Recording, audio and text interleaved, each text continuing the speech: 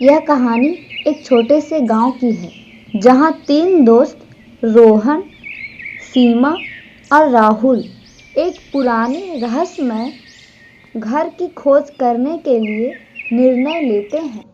यह घर गांव के बाहर एक सुनसान जगह पर स्थित है और गांव वाले इसके बारे में रहस्यमय कहानियां सुनाते हैं। रोहन बोला, मैंने सुना है कि उस पुराने घर में कुछ रहस्यमय है।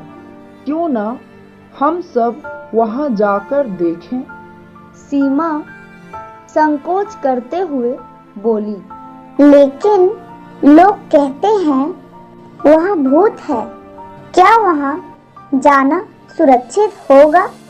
राहुल हंसते हुए बोला, भूत ऊत कुछ नहीं होता, ये सब सिर्फ कहानियां हैं। चलो हम सब मिलकर इसे खोजते हैं।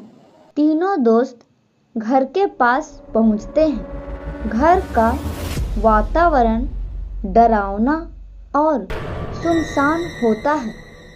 रोहन दरवाजा खोलते हुए बोला, चलो अंदर चलते हैं। सीमा सिहरते हुए बोली, यहाँ तो सच में बहुत डरावना है। राहुल दीवार पर एक पुरानी पेंटिंग देखते हुए बोला, देखो यह पेंटिंग कैसी अजीब है। अचानक पेंटिंग से एक आवाज आती है, जो भी सच्चे दिल से इस घर का रहस्य सुलझाना चाहता है उसे सच्चाई का सामना करना होगा। रोहन डरते हुए बोला, यह क्या था? सीमा बोली, शायद यह घर हमें कुछ सिखाना चाहता है।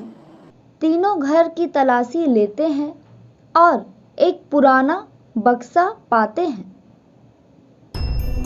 राहुल बक्सा खोलते हुए बोला, इसमें तो एक किताब है।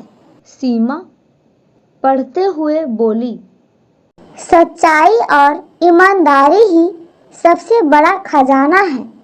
तभी घर में रोशनी चमकती है और एक छवि प्रकट होती है।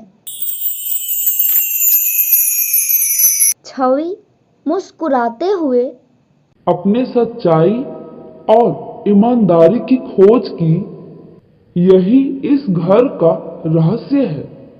इसे हमेशा याद रखें और दूसरों को भी सिखाएं।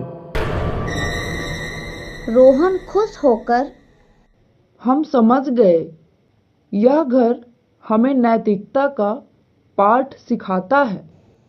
राहुल बोला, हाँ, ईमानदारी और सच्चाई ही सबसे बड़ा खजाना है। सीमा मुस्कुराते हुए बोली, चलो हम इस सबक को अपने जीवन में अपनाएं। तीनों दोस्त घर से बाहर निकलते हैं और गांव वालों को अपनी खोज के बारे में बताते हैं। गांव में खुशियों का माहौल बनता है।